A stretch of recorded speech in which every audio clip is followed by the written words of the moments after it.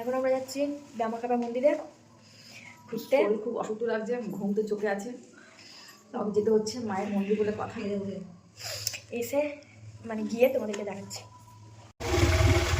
আমরা এখন অর্ডার করে যাচ্ছি। আমরা এসেছি ব্যামাকাবার মন্দিরে, দেখো।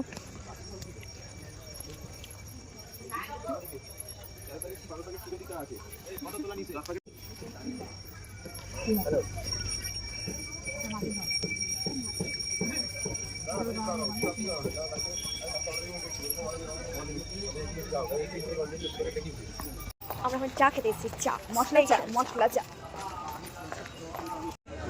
মাসি চা খাচ্ছে, স্পেশাল চা। এটা আমার চা, এরা চা খাচ্ছে সবাই। এটা একটা মন্দির।